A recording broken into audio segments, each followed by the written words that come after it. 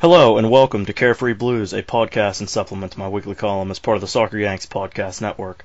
I'm your co-host Kyle, and today I have with me the man with a promotion this week. He was very insightful last week, provided some great opinions, helped out, promoting the podcast, spreading it out, interacting with the listeners and whatnot.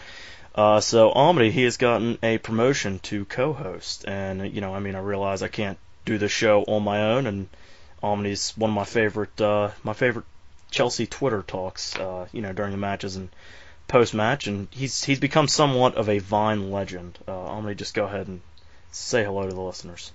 Hello all, I'm Amadi. As you may have heard, I am a bit of a Vine legend. You can find me at 6 Second Savage if they don't ban me. And I also am tweeting from @AmaDoIt if you want to tweet at me, or just send me some hateful tweets if you like that sort of thing. I know that as a Chelsea fan, I should be used to it. Yeah, so, I just, just from being on Twitter as much as I am and whatnot, just kind of noticed I'm getting some pretty cool recognition from random people that, they didn't realize who he was on Vine, but they see his Vines everywhere, so that is all good stuff.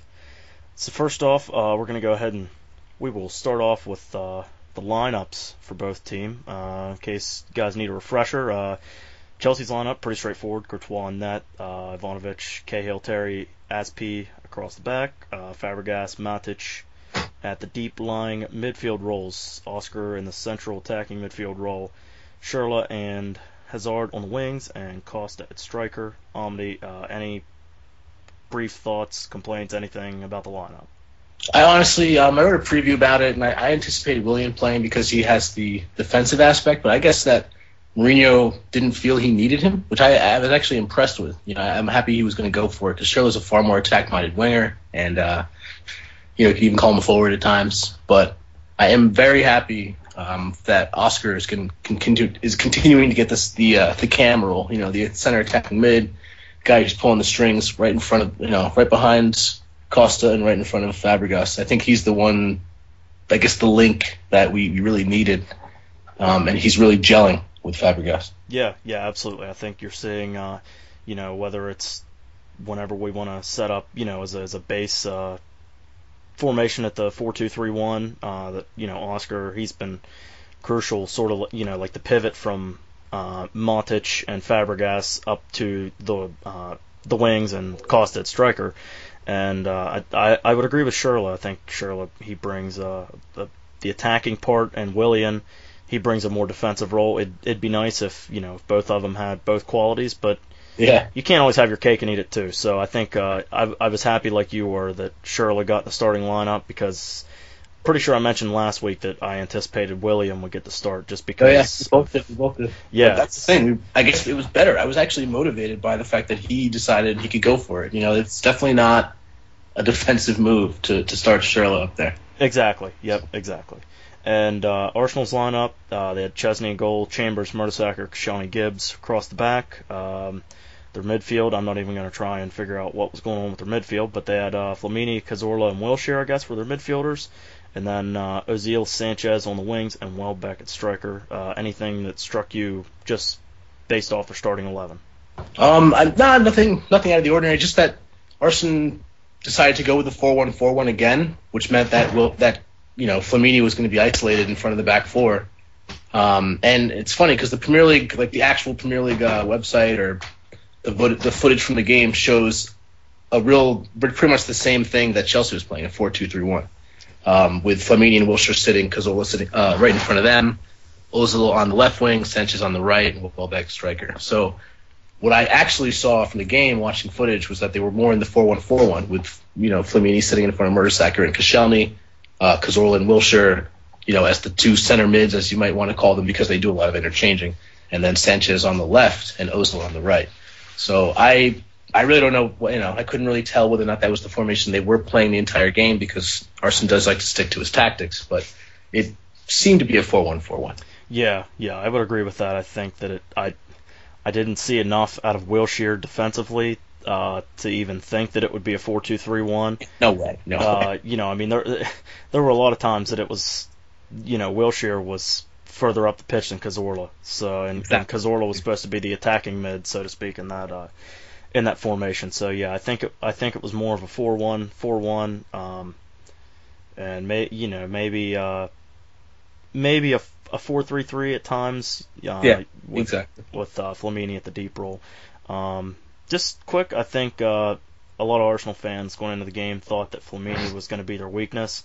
I do think he had a solid game. I mean, he was kind of hung out to dry, honestly, with the way that Chelsea's attack is, and as strong as they are, and he was just he had to provide coverage for their back four, and I just I don't think Flamini is the guy that can do it on his own to provide enough coverage for the back four and to help out and with Chelsea's front three or four, whatever you want to call them. Yeah, I really don't know why Arsene would play that way. Like, he has to know. I mean, he has to have watched Chelsea this year. He has to have seen the way that we've lined up. And to play a 4-1-4-1 with Flamini as your only guy in front of Mertesacker and Koscielny, like, knowing that, Hazard likes to cut inside. Oscar's very creative and good technically, as is Zerla. Like, I just don't think that he was taking it. I mean, as much as I'm not saying he's not taking it seriously. He's the manager of Arsenal. He's obviously a very, very experienced and, likable until this weekend. But he just has this stubbornness, he sticks to his tactics and he thinks that his football is going to win out. And Mourinho is purposeful in his motive, his movements for the games, like what he decides to set up, how he trains his players the week before. It's very, very deliberate. He doesn't have a problem with changing the style up week to week. And exactly. That I think is the difference. Like Arsene, I don't know. I can't imagine how happy Mourinho was when he saw that Flamini was going to be there, one guy sitting in front of the back four, and it showed. Like the way we were tight in the middle. Hazard was collecting the ball through the middle. It was just so silly. Frankly, I just couldn't imagine he would do that. But yeah. Maybe he'll do that next time. Yeah. I mean, I think their injuries obviously did limit what they could do, but at the same time, you have to adapt with the cards that you're played. I mean. It's kind of like a poker game, I mean, you get a different hand every time, and you have to be adaptable and just kind of set the players up, the way that you have them, and I think I would agree with that Arsene he's getting stubborn with his old age. I mean, I think. Lineups for the most part for both teams pretty straightforward. And before the starting lineups even got onto the pitch, there was already some drama brewing outside of the bridge.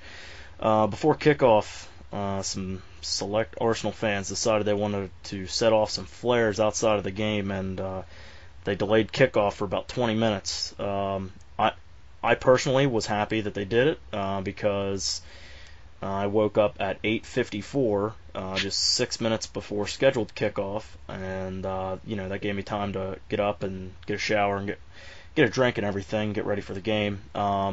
But what also transpired while I was in the shower was that the Arsenal fans also pissed off anyone planning to watch the game, because that meant that the Spurs game would be on TV until the kickoff. Yep. So I have no one watching that. Yeah. So I mean, I think that not only did those Arsenal fans owe Chelsea fans an apology, I think they owe anyone that planned on watching the game an apology for having to be put through about 5 minutes of a Spurs game.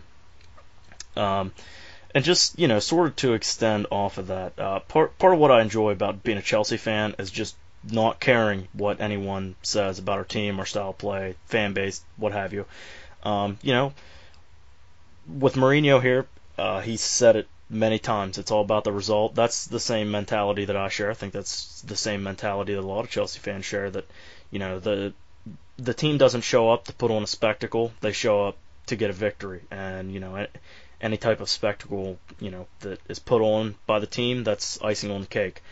And a lot of Arsenal supporters they're so obsessed with the way the media sees their team. They think that, people are out to get them, and the way that announcers portray the way their team is playing and whatnot. It's at the end, it doesn't really. I mean, perhaps you could say that I do care about it because I am bitching about it, obviously. But at the same time, I think it's just the difference between Chelsea and Arsenal fans. I'm not throwing everyone into that clump. I know a lot of awesome Arsenal fans. That they can take the banner, they can dish it back out.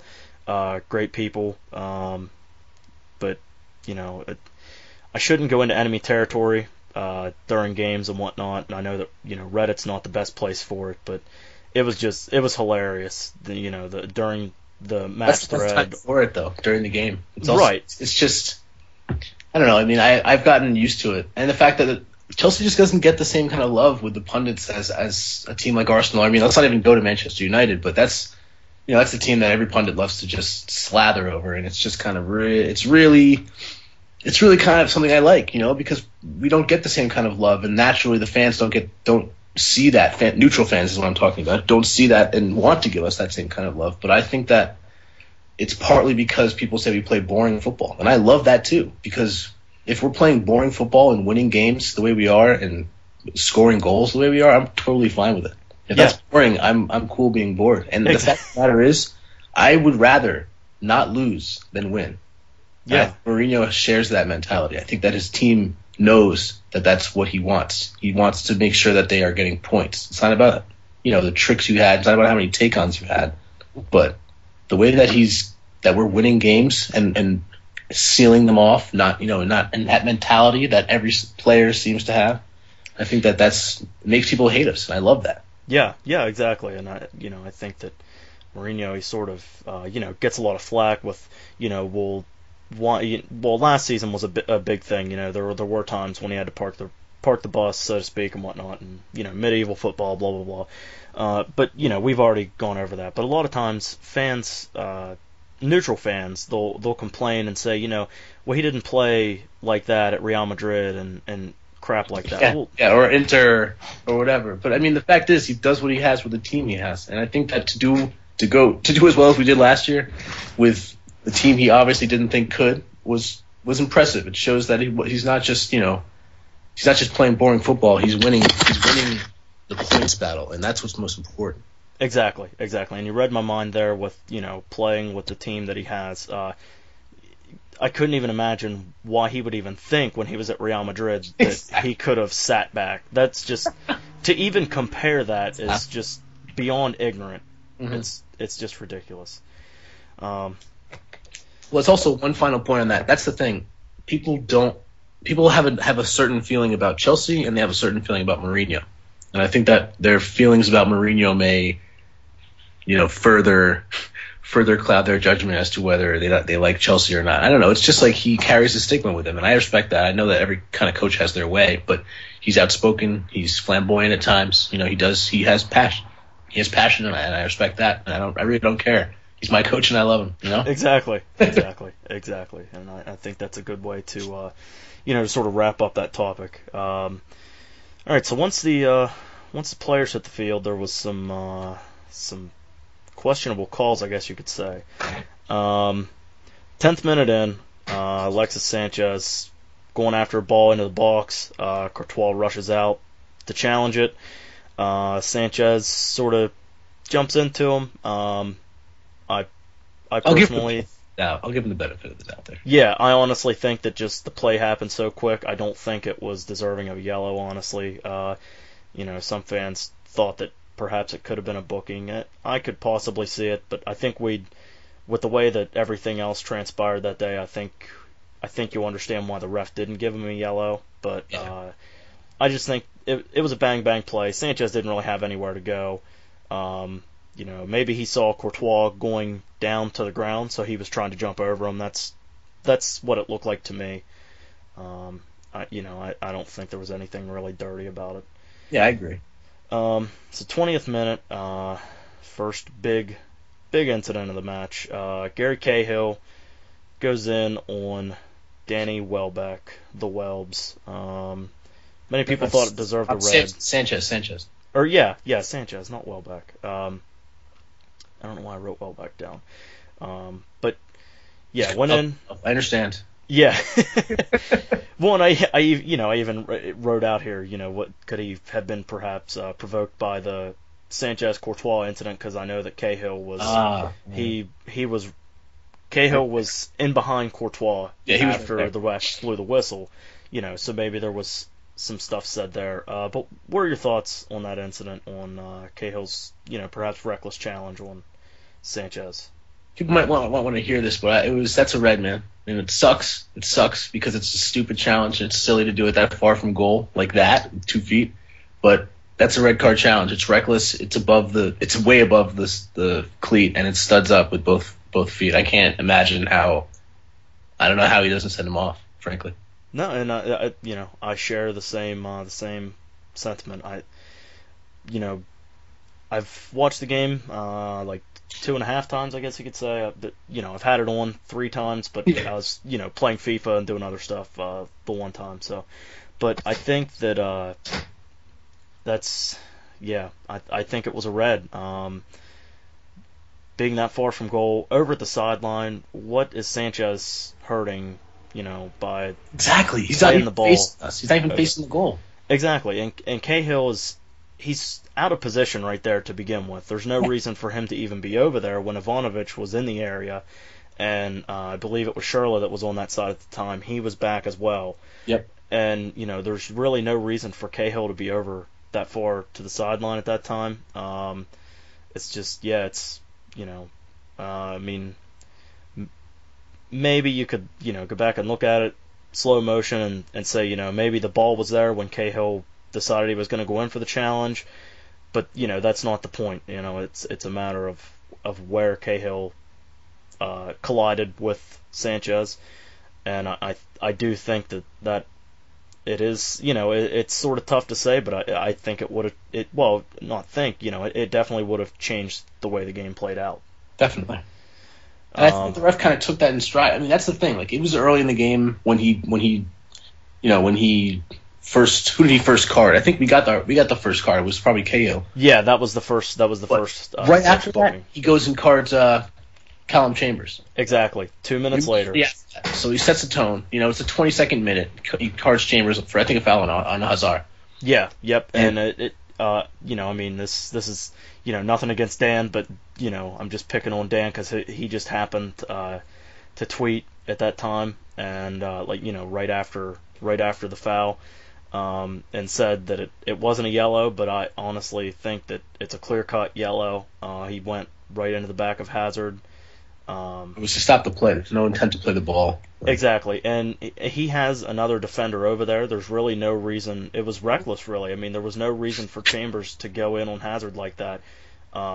Chambers was sort of trailing on the play after Hazard took off, and I don't remember if it was Mertesacker or who it was that was over there, but Hazard, it was 2-on-1. Well, basically 3-on-1. There was those 2 defenders there, and it was over by the sideline. Yeah, there was no need. There was just no need for it, which is the same kind of thing with Cahill, but far less reckless. Right, exactly.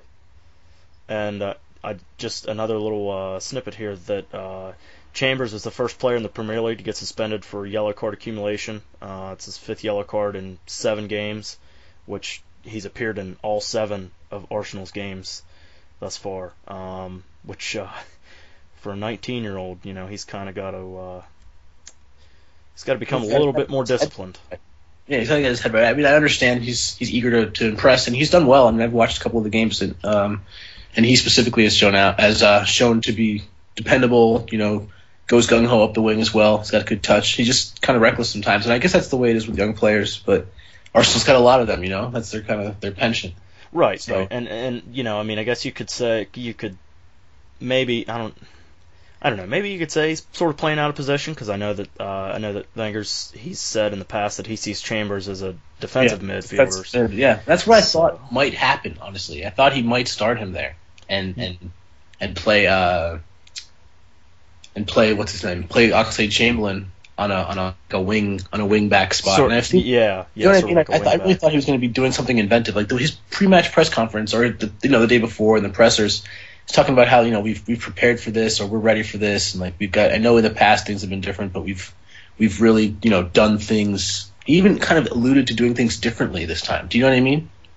Yeah, and I comes out with the same team with the same formation I understand that they have injuries that limit their abilities, but I mean, like, an innovative coach, a coach who wants to get something from that game, is not going to go all out and play the same way he usually plays with the players with a depleted team. I just don't get it. Right, and that's an interesting point that you bring up. With maybe being inventive, playing Chambers at defensive mid, bringing Chamberlain, let him play like a wingback situation, sort of. In the City game, this is different story because of Man City going down to 10 men. But, Man City had to get creative after Zabaleta got sent off, and they put Milner at right back. Exactly. And he was phenomenal on Hazard. Hazard totally couldn't do anything. And, you even saw in that match that Hazard, he had to go to the other side of the field at times, just to sort of get creative and sort of open up some lanes and whatnot. But that's a good point. I think that it could have changed things. I know that Arlo White and I forget the other announcer's name, the guy that was with him in the booth, that they didn't really understand why Chamberlain wasn't in the starting lineup. Which if Arsenal's going out with the same formation that they lined up with, I could understand why Chamberlain wasn't out there. But perhaps he could have sacrificed maybe Cazorla. Yes, exactly. I had him out for Cazorla in my pre-match write-up, and honestly, I didn't see what Cazorla brought to the table. Yes, they had he almost assisted Wilshere actually for what should have been a goal, should have been an equalizer. But yeah, and besides that, he was pedestrian in defense. He got walked by Hazard a couple of times. I'm sure you've seen those vines. Yeah, yep, and I don't know. Yeah, and I think, just with the role that Wilshere plays, that he likes to get up the field and everything, it would have made more sense just to play Wilshere as an attacking mid and just sacrifice Cazorla and let Oxlade-Chamberlain sort of play a wing-back role type thing, and let Wenger sees Chambers as a defensive mid. Why not on the big stage? Exactly.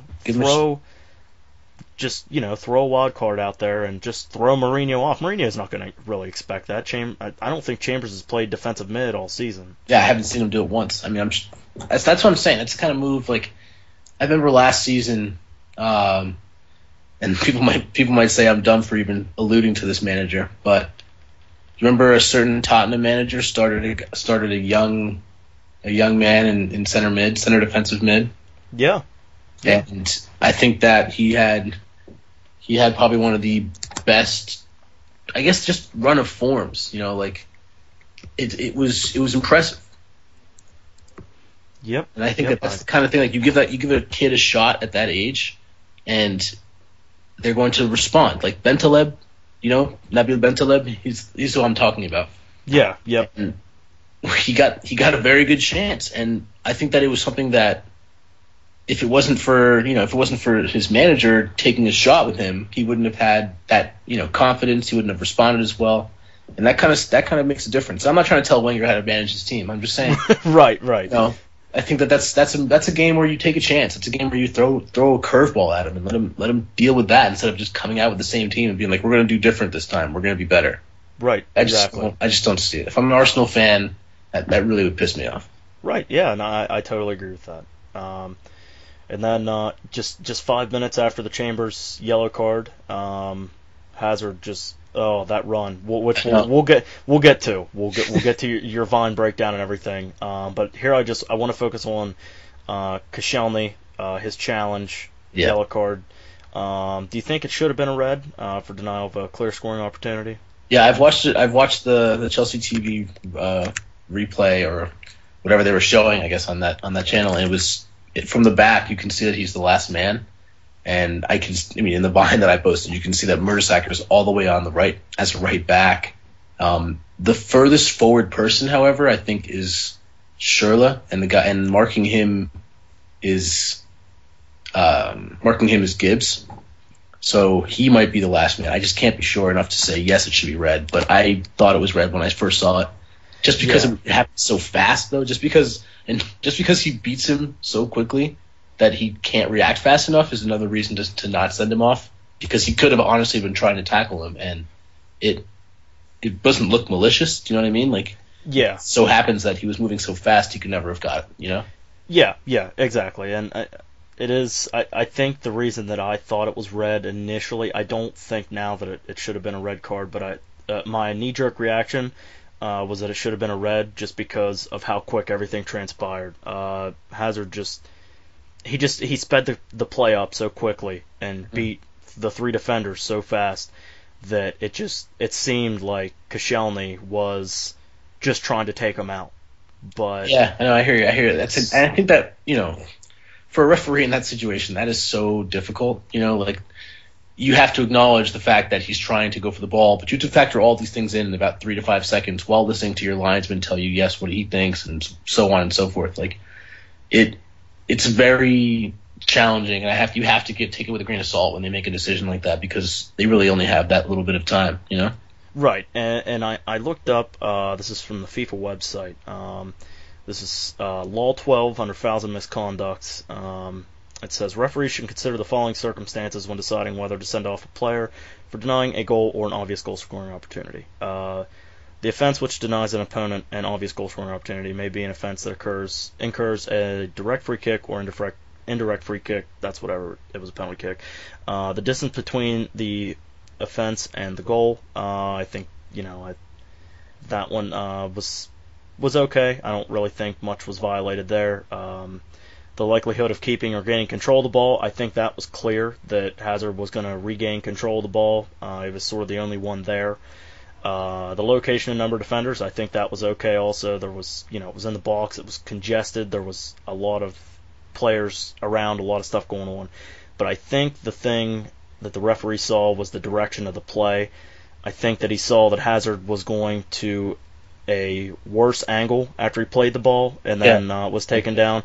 I obviously don't know what was going through the referee's mind, but if I had to take a guess, that would be my guess, is that he saw that Hazard was going for a less favorable angle, and perhaps he wouldn't be able to score it. I would bet on Hazard being able to put it in, but just with the class player he is. But I think that what he saw though was that Hazard was going to a less desirable position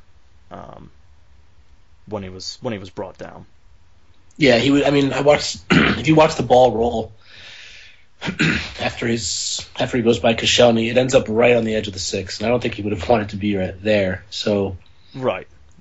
I mean, on the very corner of the 6, rather, is what I meant. Yeah. Just food for thought, but. Yeah, and I kept looking over the replays and stuff, and the last player, when he gets fouled, the last player is Gibbs. It's not Koscielny, so I guess I can give him the benefit of the doubt in that he may have seen that, or the linesman saw that. Do you know what I mean? Like, the linesman's job is to be there anyway, so he may have seen that Gibbs was the farthest man back or closest to the goal. I can give. Yeah, absolutely. I think it was fair. You could give him a red, but it's. I just think that's one of those that you could chalk up that it could go either way. I don't know if you remember the replay too. Koscielny, after he fouls him, Atkinson's running over, and he gives him the card, and Koscielny looks back at it thinking it's red. Do you know what I mean? Like, he looks back, and he's visibly relieved. You know what I did not see that. No. Yeah, I'm just gonna make a mind of it right this second. That's how it happens, guys. All right, this is how it happens. But he walks up to him, he gives him the yellow, and Koscielny checks it. He checks to see what it was. And it's because like, as a player in that situation, I think Koscielny's been red carded a bunch of times, to be honest with you. I think he's received the most out of. I don't know. I heard a weird stat on PPL on NBC. I could be wrong, but I'll look that up after the podcast. But I feel like he just expected to go. I've seen so many players go for less, and in a less of a quote unquote scoring opportunity or scoring position. So I think that even as a defender like that, he has to know. He has to think of that right then. I'm off. Right. Right. And I think it's one of those cases that, like you said, I think that with Koscielny being shocked, I think he understands that players have been sent off for less in the box than what Koscielny did to Hazard.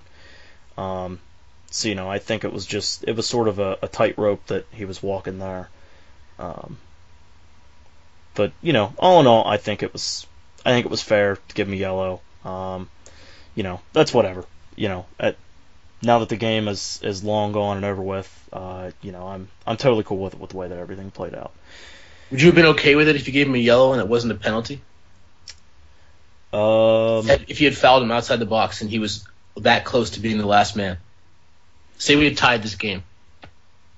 Do you know what I mean? Like, is it okay because we won and because he got a penalty, or do you that's like a questionable call? Like, I think it's a questionable call. Like, I do think it is a questionable call.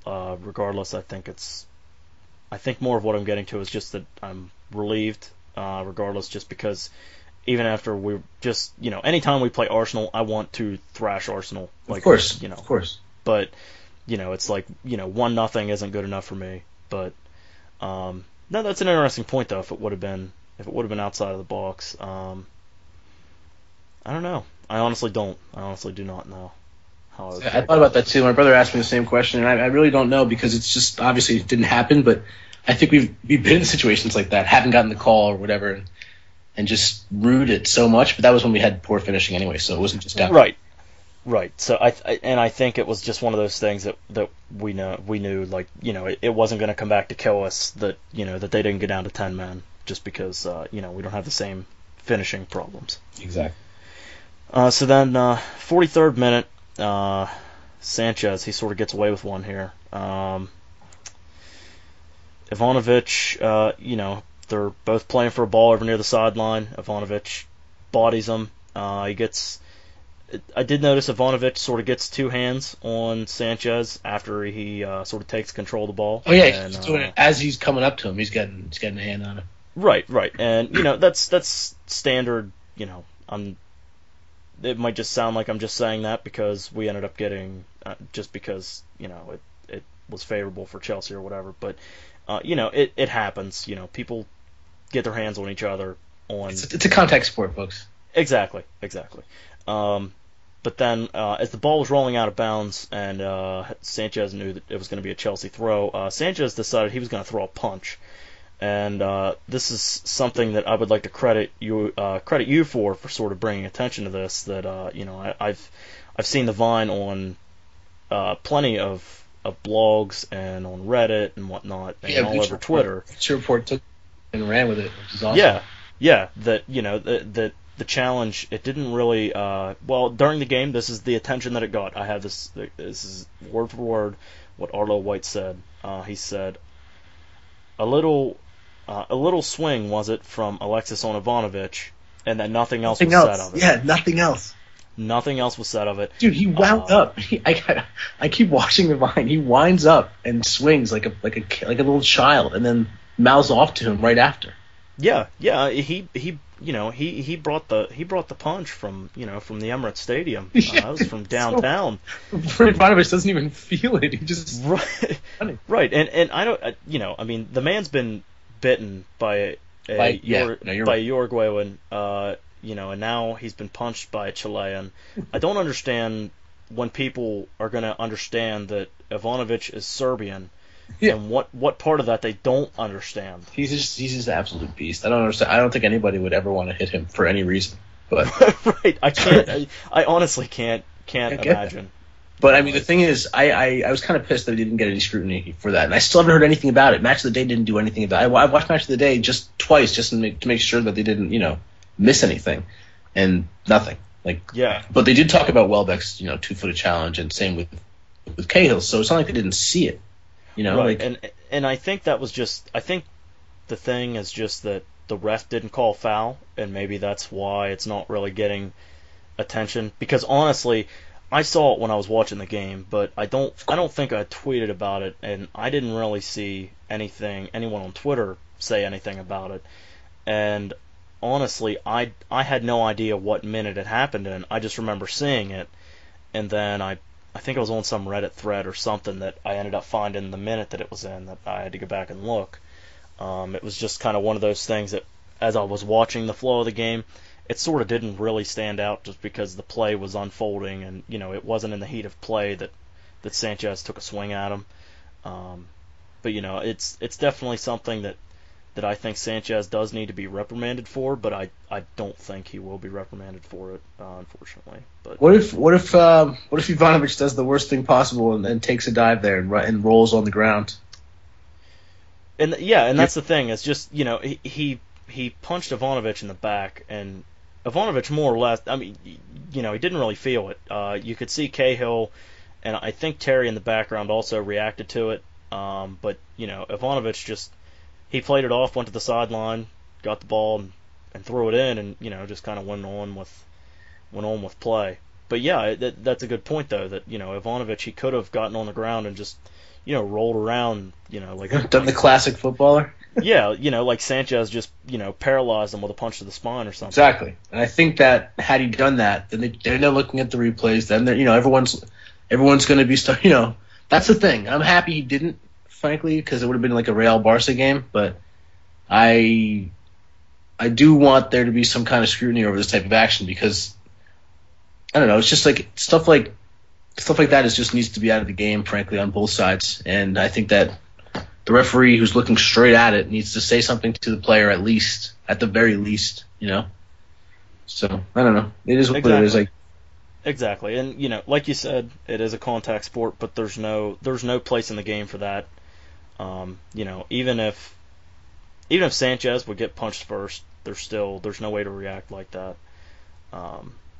It's uncalled for, regardless. Mm-hmm. And then 1 minute later, perhaps this was maybe some backlash from that event, but Chambers, I think, should have been handed another yellow card. On Schürrle. Yeah, his foul on Schürrle. That's what Terry runs a good 70 yards to tell the ref that, and that's why Wilshere had some choice words for him. But yeah, Chambers sees he's beaten, makes no attempt to play the ball, puts his hands on the guy, and pulls him down. And he's right on the edge of the box, and he's about to go what I would say to goal. Mertesacker not stepping over there. No, because I believe it was Costa was running through the middle, and Mertesacker was pinched in, covering the front side of Costa, and there was space there for Schürrle to get off shot, or I'm watching the replay now, and then he beats him, and Chambers first runs across him and then puts his hand on his shoulder, and there's nothing the referee can do but blow the whistle there. I just think that giving him the yellow might have been harsh, but then again, I think that maybe there would have been, I don't know, some refs would have done that just to make up for the red. I mean, for not giving him a red in the other situation, Yeah, yep. So, yeah. I don't know. I mean, I think he did the right thing by letting the game flow because that would have really killed the game off for Arsenal in my point of view. But yeah, yep, absolutely. I don't blame Terry for going over there and saying something. It was it's very valid inquiry. Exactly. And then the next two bookings were pretty straightforward. Ivanovic pulled down an Arsenal player from just outside the box. I don't even remember who it was, but Oh no, yeah. It was a professional foul, very often. Yeah. He was all right. He was in the middle, I guess, middle of the field. But he wasn't really going anywhere. But at the same time, that was one of our tactics this past weekend. We fouled them on every opportunity. I watched Match of the Day too, Sunday Night Football, Sky Sports, or not Sky Sports, BBC, and it was literally just a recounting for after they showed the highlights and the goals and blah blah blah. They went through this really good breakdown of how Chelsea would slow down Arsenal counterattacks and or just their free-flowing play, because that's the way Arsenal likes to play. So clearly Mourinho has told them to do it, because even when Mikel comes in, he's on the field for 2 minutes and he fouls someone on a very cynical foul, and they're really not going anywhere. But I think it was even in their third, like their defensive third, they're breaking out and he fouls right at the edge of the box, and that's the kind of thing that tactically you need to be coaching during the week. You need to be coaching and training before you play teams like this. Like, I don't understand what Mourinho is obviously doing with them, and which is just getting them out of their comfort zone and making sure Chelsea can break on the counter.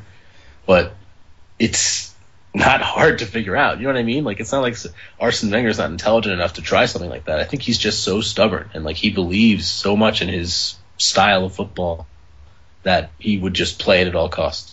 Yeah, and I would agree with that. That I mean, we talked about it last week. That Dan mentioned that Arsenal thrives when teams go at Arsenal.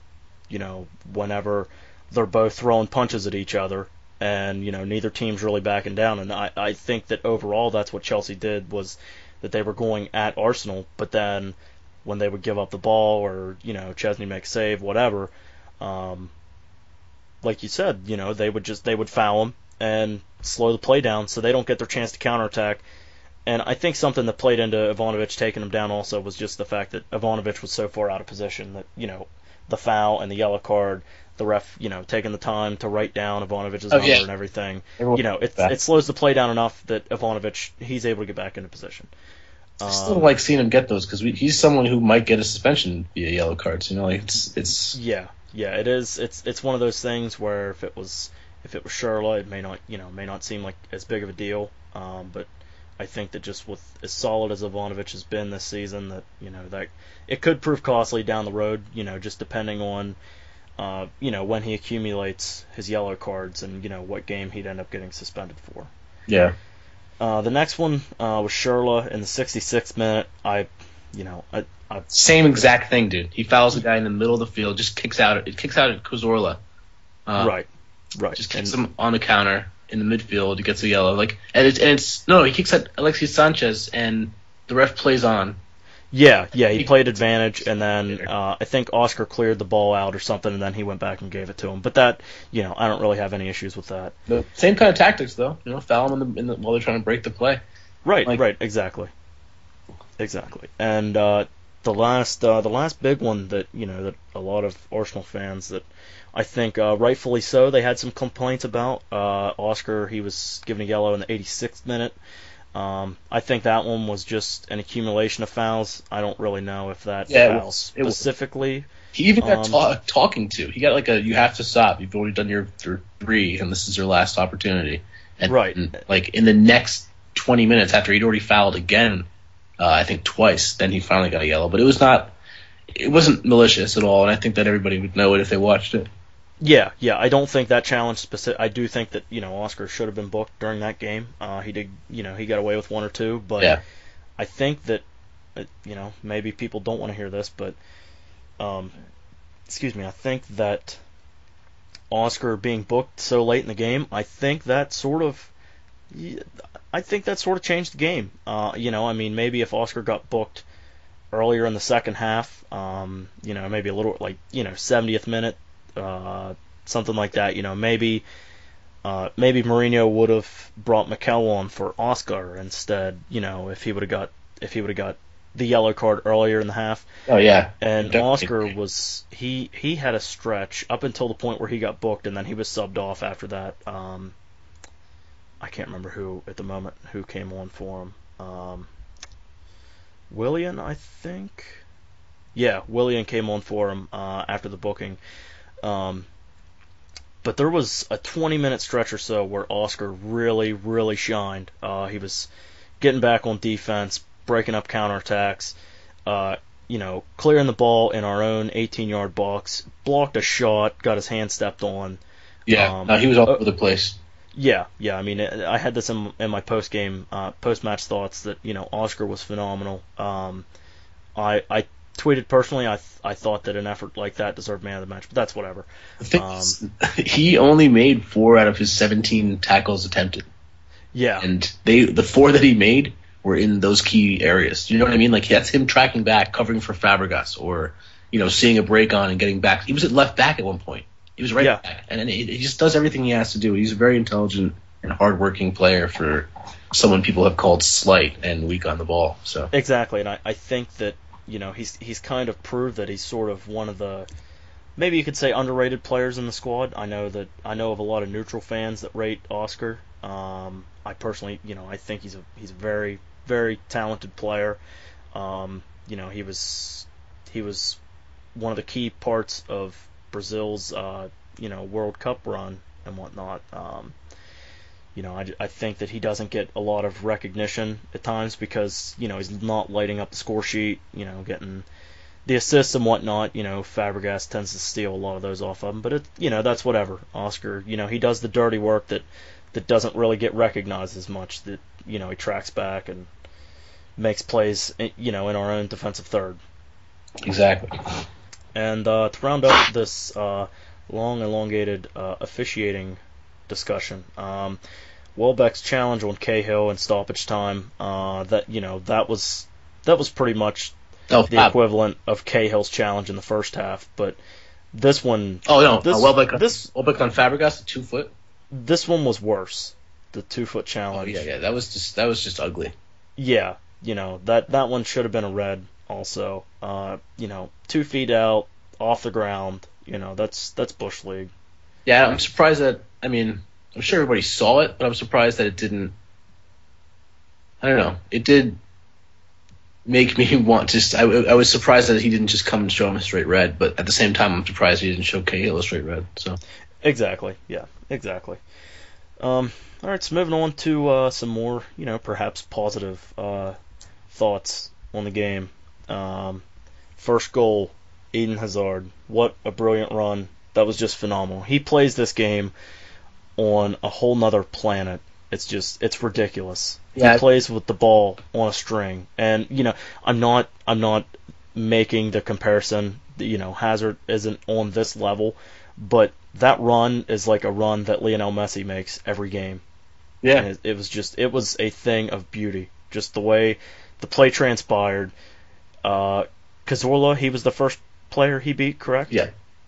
And, that it was just the way the events played out just in that little run. He beat Cazorla, and then, the fans, they started yelling. And then, who was the second guy that he beat? I think it was Chambers. Yeah, that would make sense because of Costa's run. Because Costa took Mertesacker on a... Yeah, that and then he beat Chambers, and then everyone it's funny looking back the way that it played out. The fans, they all stand up after Hazard beats Chambers. Yeah, I know. It's amazing. And then chaos ensued after the Koscielny foul. But just go ahead and just the Vine you sent me was brilliant. And it's something that I didn't even notice honestly until you sent me the Vine of what happened off the ball. All right, so. I mean, early on in the play, actually, it starts. I know Arsenal fans aren't going to want to hear this, but it starts with Sanchez. We've got them pinned in a pretty high press, and Sanchez goes to break out, and he can't because Ivanovic is on him, immediately. And instead of passing backwards, he tries to retain possession. Ivanovic depossesses him and passes back to Matic, who immediately. This is one thing I love about Matic, and just his understanding with Fabregas. He immediately turns, gets his head up, and looks for Fabregas. And at that point, Fabregas is in a higher central position, and he receives the ball. And his first look is to Hazard. How do I get this to the most creative player on the pitch? And he gets it to him when when he picks it up, he's a good 40 yards from goal. And yeah. You can see Fabregas, as soon as he passes to him, he goes to make a run and stops his run, realizing that he's gonna bring players into the space that Hazard wants to penetrate. But Costa, at the same time as Fabregas is stopping his run, he's breaking his neck to get to the corner of the box, and that draws Mertesacker because he obviously isn't going to let him run alone. Yeah. Well, Mertesacker's sprinting out of the space at the same moment that Hazard is beating Cazorla, stepping by Chambers, and then into that space that Costa and Mertesacker just vacated, which forces Koscielny to shift over. And he's just too late. Hazard's moving way too fast. And it keeps all the players honest as well that the other Chelsea players not necessarily involved are filling into those positions. Oscar on the far right is now at the winger position. Schürrle in the middle is at the forward position. Costa is now on the winger where Hazard was playing.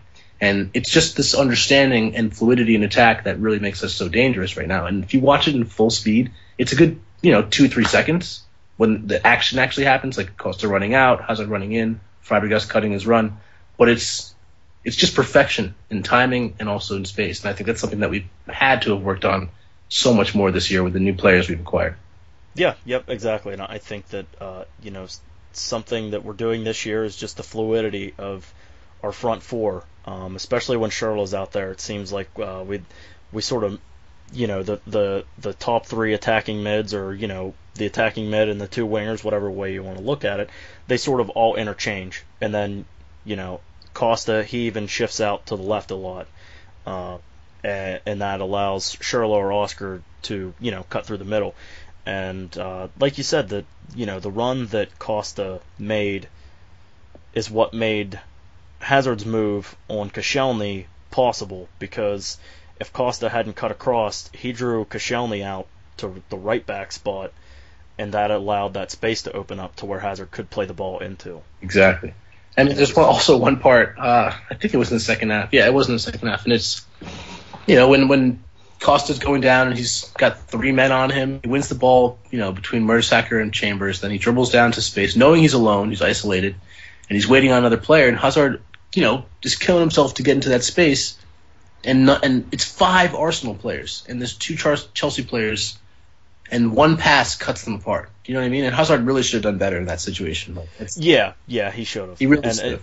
Yeah, and I I tweeted about it at the time, because Hazard he made the run from off the TV screen. It was exactly. just it was crazy. And I haven't gone back and looked at it enough, but I want to say that Fabregas was further up the field than Hazard was at the time. And Hazard he came out of nowhere. Exactly. And it's just from watching Chelsea, through the first, the first 2 months or so, you sort of knew that someone was going to come in there in that space, and you could just sort of see the wheels turning there, that someone was going to find that space, and again, it's and we'll get to Koscielny and Mertesacker later, but again, Mertesacker, he was drawn out of position, out of the center, and there was a gaping hole left when Costa, drew the attention over towards him. And yeah, I mean, Hazard, he's nearly as good with his left foot as he is with his right foot. He really should have, he should have put that one home. But I thought he was going to put it far post, or at least put it on target. Right. Then again, I think that him getting there shows his willingness. Like, this is a part of his game. He was right before that. Like, as that counter starts, if you see where he is, it's pretty remarkable that he gets there at all. Like, exactly. And he's back. That's something I really like about his game this year. He's willing to put the work in defensively, but he's still going to go and try to score goals, try to get up there and create things. And that is the perfect example of it. Exactly, and he's not going to pick and choose. This game, I'm going to focus on my defense. This game, I'm going to focus on offense. Yeah. It's a good mix of the two. That he throws out. Perhaps he does sort of give up a little bit of his attacking duties, but I think thus far that I've liked what I've seen out of Hazard as far as his mix of attacking and defensive roles. So the next one, oh my God, the pass was just phenomenal. Cesc over the top to Costa again. It was started after Sanchez was dispossessed. Yep. I want to say it was Ivanovic again, but it was. Okay, I was going to say, because it was kind of hard to tell, because it was Ivanovic breaks it up and he hits it to, I think he hits it to Azpilicueta or Mikel, who plays. He hit it to Mikel, because it was a chip pass to Sanchez. He turned, brought it down with his chest, sort of played it away from him a little bit, and Ivanovic just sort of got a toe in there and poked it away. Watching this. Wilshere plays it up. Yep. Ivanovic pokes it away to Azpilicueta. He plays it to Mikel, and then there's no pressure on Fabregas. Dude, this is the thing. I'm telling you, this guy is the one person on the field you want to be tight on him, especially when we're trying to break out. Like, his head is up immediately. He's looking for the next pass. And Costa, there's this, unspoken agreement, obviously, where Costa doesn't even have to say anything. He's gone. He's not even looking to see if the ball is kicked. He's making his run because he knows that Fabregas has that skill and the vision. But if you're Arsenal and you're watching this replay, like, there's 5 players. I mean, Welbeck and Sanchez, to their credit, are breaking their necks to get after Fabregas. Like, both of them are running. It looks as if they're running, as if they're hounds after a meal. But it's amazing that no one steps up to Fabregas, and especially in the space that he's in, where he collects the ball. It's not as if Matic is the most dangerous player there, but he's the one who's marked. So it's like, where's the disconnect there? Flamini has to step up. He has to, but thankfully he doesn't, and Costa does the rest. Honestly, that's a great ball, but what Costa does with the chest control and then the finish is impressive.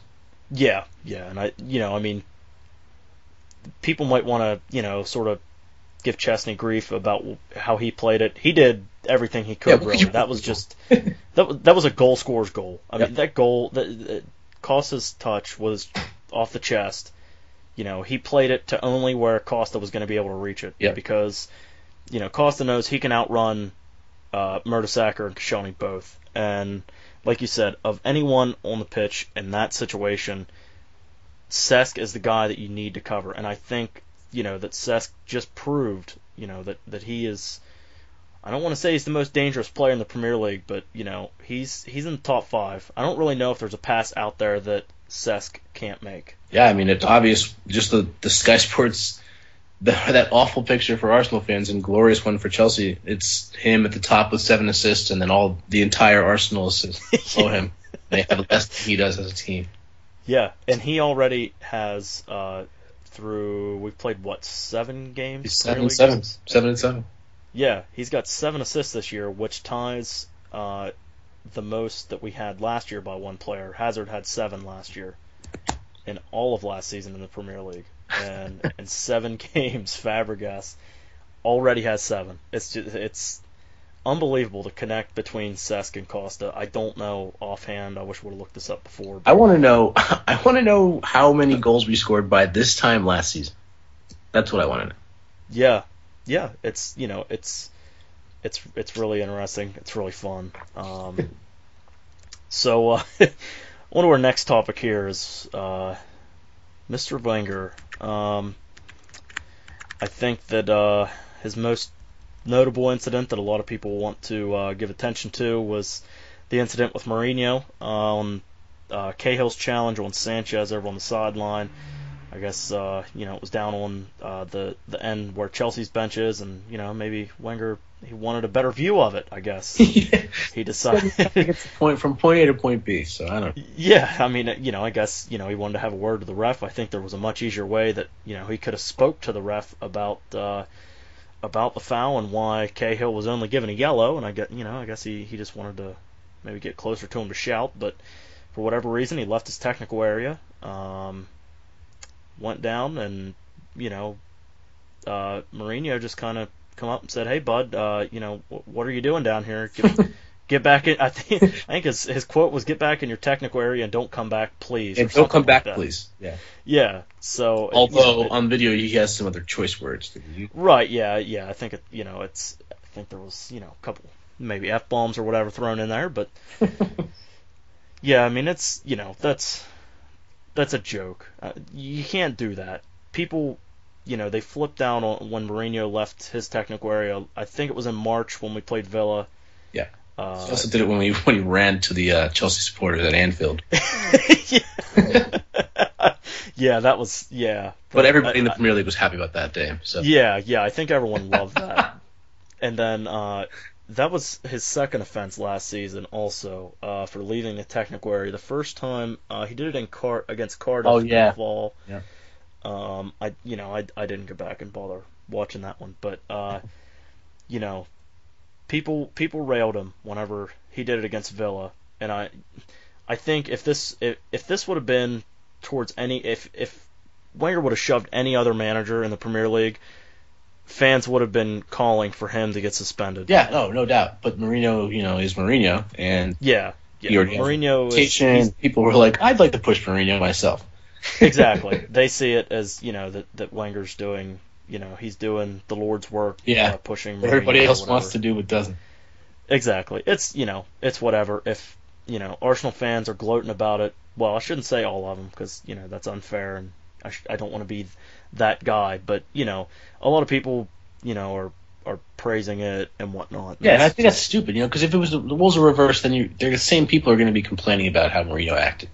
Exactly. He himself post game said, "I have done wrong in football before. I have been that guy. I've been that jerk to, as people may remember, to eye gouge or mouth off to and whatever. He's been that guy before. He was not today. I mean, yesterday. Or he was very composed. He was very, even in the moment, I thought he was going to do something silly, and I thought he was going to do something real dumb because I thought he'd for his tie or whatever. But either way, he was composed. He was the one who was, acting like an adult, and he was in the right as far as I'm concerned. And even in the post game, he dropped it. Said it was nothing. He said, "I've been passionate before." Blah blah blah blah.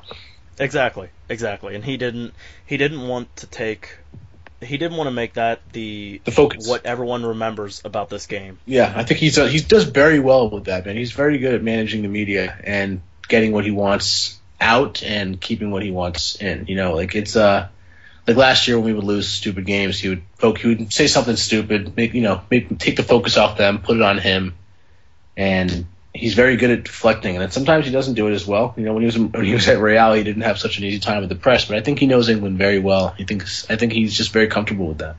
Yeah, I agree. I was going to say the same thing, that I think he's very good at deflecting attention. So yeah, I think it's also ridiculous that he should have been sent off. Not just for leaving the technical area, but for putting his hands on another manager during a game. That's regardless of what he did, it's uncalled for. I think as far as the way Mourinho handled it, he did great. It did look like he was going to do something dumb, like the picture that floated around Twitter that it was posed. The picture was taken at the time where the face that Mourinho made, it in picture form, it made it look like Mourinho was afraid of Wenger, and it sort of looked like Mourinho was maybe going to dive or something, and that that would have been hilarious. But no, Mourinho handled it. He handled it greatly, and I think maybe it proves Mourinho is in Wenger's head. I think, honestly, that's what this is. I think that Mourinho has finally gotten inside his head, and I don't think it was finally, because the specialist in failure comment last year, prior to his 6-1 demolition on his 1,000th game, I think was the straw that broke the camel's back. I think Wenger's long hated Mourinho for his arrogance, or whatever you want to call it, and his lack of, I think it's everything. It's the way he plays his football, it's the way he coaches his teams, it's the way he tells his teams to play against Arsenal, because very few teams take the same approach, if you've noticed. It's been very deliberate, very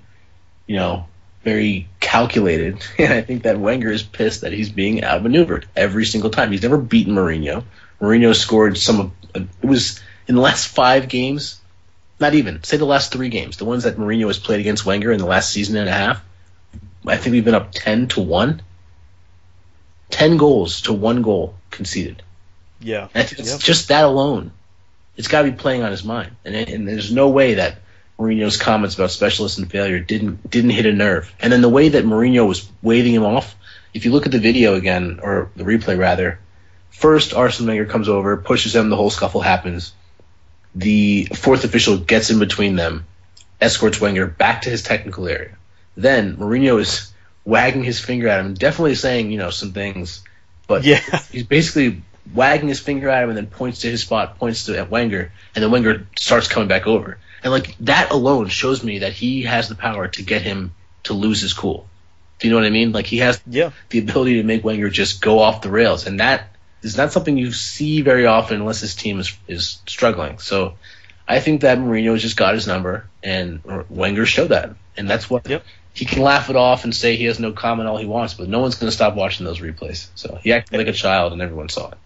Yeah, exactly. And just to wrap the incident up, if I'm an Arsenal fan, I'm not praising his behavior, because that's not acceptable at all in the game. Agreed. But at the same time, I think I guess you could say the idea of Wenger sort of standing up to Mourinho, I guess you could say, is something that he needed to do long ago.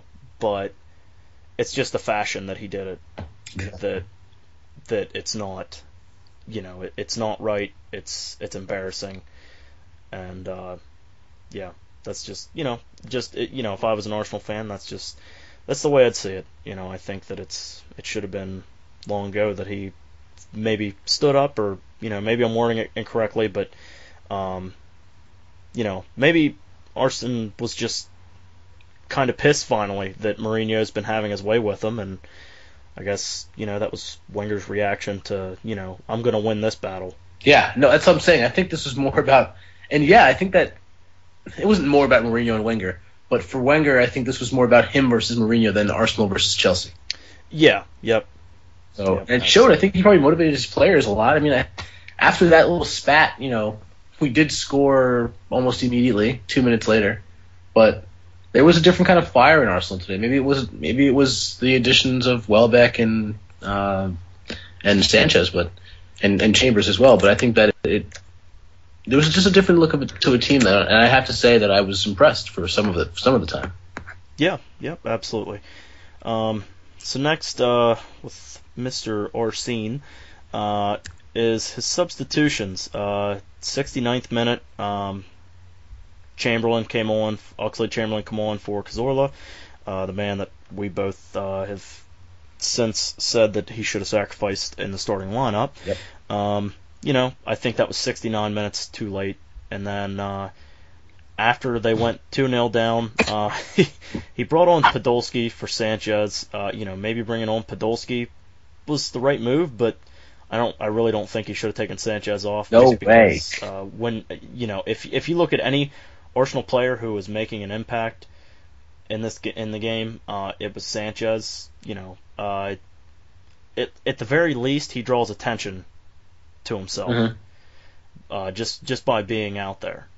And I just, maybe there were some underlying things. Maybe Sanchez, was getting tired or whatever. Yeah, that's whatever. And then 4 minutes later, he brings out Wilshere, who I am scratching my head currently because it itches, but I was scratching my head at the time when he made the sub, when he brought on Rosicky for him. I don't know, man. I think he was just doing anything he could. Yeah, basically what I'm getting to here is I don't understand why he left Ozil in the game for the whole time. He should never have, A, left him in for 90, and B, he should never have played him down the wing. I have no clue how that could have seemed like a better option, knowing that Azpilicueta is playing on that side. Exactly. I've seen countless Arsenal fans since the game has ended on blog posts, Reddit, what have you, Twitter, that they've credited Azpilicueta and said, wow, this guy is a stud, which, obviously we know that from watching every Chelsea game, but Azpilicueta he's probably the best 1v1 defending fullback in the Premier League. Yeah, I definitely give him that honor. Absolutely. I don't think that is a stretch at all. And I don't think that this performance this game proved that, just because, Ozil, I don't know if it's that he refuses to adapt when he gets on the wing or what it is, but Ozil was just completely shut down. I'm going to get a lot of flack for this, but I frankly think he's soft. He gets up against a hard challenge, and if he's quick enough, he'll be able to beat it. But if there's a physical challenge, he's pushed off the ball. He got bodied by Fabregas. He got ashamed by Azpilicueta. I just don't understand. Like, one time, 2 different times, separate times during the match, he's being guarded by a certain player and just kicks it out. Yeah, he literally ran across the touchline twice. And I don't understand whether it's because he shirks the challenge, like he doesn't want to go shoulder to shoulder, so he thinks that he's going to, he'd rather run out and kick the ball. I just don't know if that's his style or what, but he clearly doesn't seem like he wants to get into those tough battles. However, when he's playing in the center of the field, he gets a far less of a physical challenge from those type of players. He's not going to be cut off down the wing, having to beat a man on one side. He has the ability to either play a pass, turn around, or he can continue dribbling. But the thing is, the freedom you get in the middle of the field, you rarely have that on the side on that wing. And especially playing in a 4-1-4-1, even if you're interchanging, your best option is a diagonal forward. Exactly, and you sort of touched on what I wanted to say, was that playing on the wing, your options are limited as far as passes. Where you can play the ball, as far as compared to when you're in the center of the field, you can go just about anywhere that you want with the ball, and I also don't think that Ozil likes playing out of his comfort zone. I don't remember the point of the game. It was getting late. It was probably around the last 20 minutes of the game. Arsenal, they finished with no shots on target. They had a chance. They could have had their first shot on target in the game, and I don't remember if it was Cahill or Terry, but Ozil got the ball in the box with his back to goal, and whichever defender it was that was covering him, they played his left side so that he couldn't turn, and instead of turning to his right side and having a shot on net, he literally had a wide open shot on net if he would turn to the right. Yeah. And instead he, I can't remember if he laid it off or what happened. Yeah, there was like a big jumble at the top of the box at that point, and it just fizzled out. Yeah, and it's just I agree. I think that he doesn't like going out of his control zone. And just a little shameless plug here. I made I don't know if you saw it or not, but a Find Mesut poster that it got a good bit of steam on the Chelsea subreddit. That was kind of cool. I believe it. Yeah, but it was it's true. He was missing that game. The only proof I saw that he was actually in the game was the picture after the match of him and Jose talking on the field. Yeah, it was astonishing. Arsenal fans have complained in the past about how bad he is when he's on the wings, and we kind of saw it firsthand when he was deployed on the wings against our own team. Yeah. Just how bad it was. The thing is, he's also a little bit anonymous in big games, people have said. And I know that it's not just big games. I'm talking about games against good teams. And you can have an amazing match against, no discredit to them, but an Aston Villa outfit playing through the middle. And I understand that that's something where he could have more of a success. But if that's your strength, if that's where you're the best, you should be playing in that position. And I think that Arsenal's doing a poor job of managing that. Yeah, exactly. And to wrap up the Arsene discussion, since we've already talked too long about him in this podcast, his post-game comments, one that didn't really get as much attention that I just think is funny, is just that he said... they did not work our keeper more than we did theirs, which that's hilarious because Arsenal... I don't know what game he was watching, but yeah, they they finished with no shots on target, unless he is referring to taking Courtois out of the game. If that's the work that he is referring to. Other than that, I don't know what he was watching. The one time, this is even enough. When the effort that Szczesny made to attempt to block Hazard's penalty, you could say that not Courtois, but checkmate off a deflected shot. But there is no comparison to the way Chelsea forced him into the save that Hazard did, that Flamini almost scored their own goal. There's no comparison to Costa's goal where he forced him to come out and then obviously chipped him over the top. I just can't imagine what Wenger was watching to think that that's the case. And it's that type of attitude as well that makes me think he's being so childish. Like, he's not at all going to admit that they were beaten and that they were beaten in obvious areas. Like, I just don't think that that's something that's responsible to say as a manager. Yeah, yep, exactly. And the post-game comment that got the attention was, at the end of the day, they have a financial power. They referring to Chelsea. That's hilarious. Arsenal's wage bill is higher than Chelsea's this year. Well, that's reported. That's what's reported, yeah, but I believe it too. Yeah, exactly. And in the 3 transfer windows since Mourinho's re-arrival at Chelsea, Arsenal has spent 20 million more pounds. They have a net spent of 20 million more pounds than Chelsea in the 3 transfer windows since Mourinho's re-arrival, which those 3 transfer windows, people can say what they want to say about the team that Mourinho inherited, but a lot of changes to this team have been made under Mourinho, the way that the team looks today. And also, the last thing that I have on the matter, the 2 most expensive players on the field were on the Arsenal side in that match. Yeah, Ozil and Sanchez? Yeah. Yeah, I mean, and people will say, yeah, Sanchez was only 6 million more than Costa, but what we did to sell and purchase our players this summer was not an all-out spend. Obviously we got rid of Lukaku, got a good amount of money for Lukaku.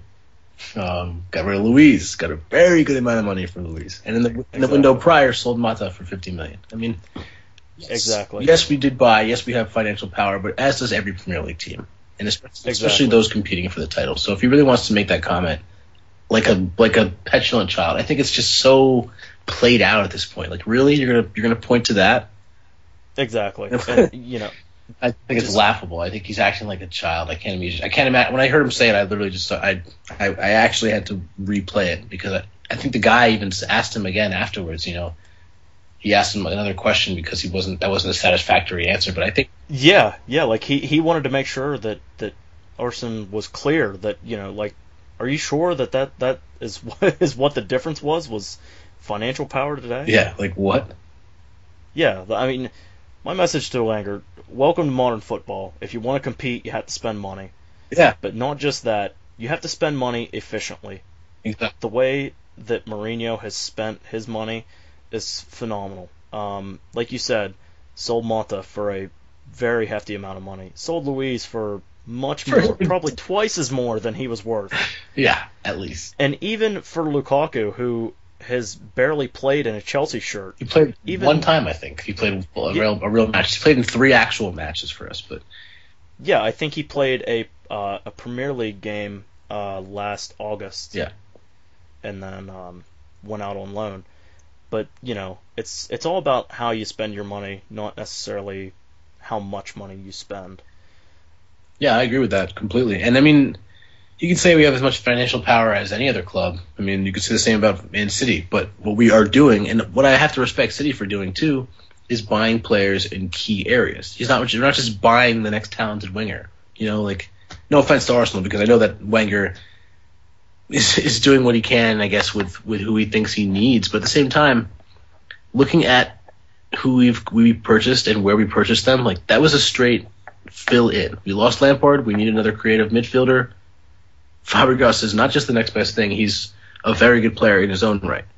Getting rid of Luiz, getting Zuma, getting rid of Mata, getting a player like, you can even say getting a player like Willian to come good on his second or third season is definitely worth selling a player like Mata, who's not going to be the kind of player we need. And like, that's fine. I don't mind. I was kind of jaded about that, but the fact is, it's a business.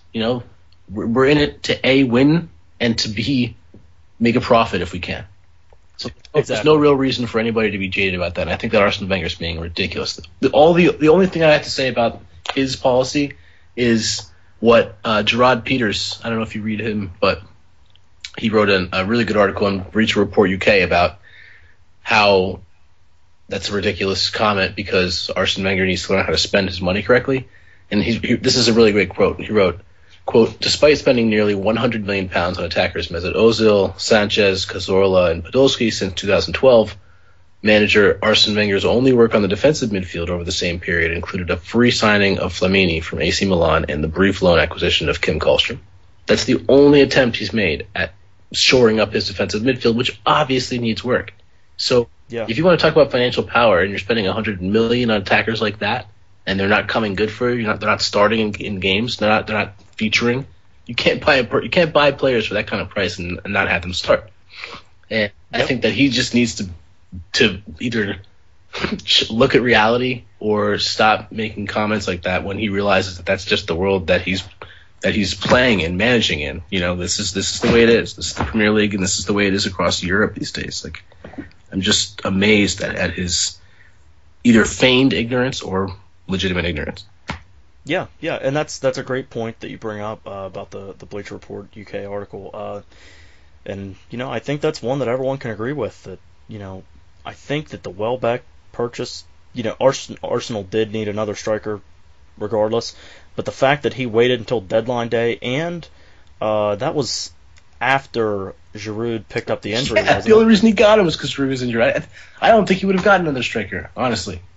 Yeah, I honestly don't think he would have either. And after Vermaelen left, which was a long time ago, well, I don't want to say a long time ago, but as far as the transfer window is concerned, was a long time ago, he had plenty of time to go out and buy another center back. He knew he needed another center back. And he knew that he needed defensive midfielders if he wanted to play the way that he wants to play. And he refuses to go out and get guys like Matic. Matic would be a player that would thrive there. Yep.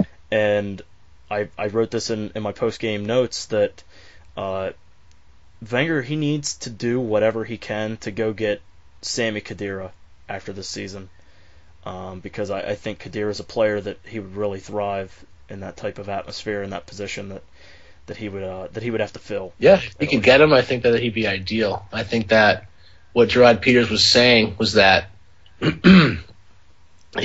instead of fighting over Fabregas or wondering whether he was going to Chelsea or coming back to Arsenal, Wenger's first priority would have been getting Matic, which he had an opportunity to do, but balked at, and we came and swooped him back up.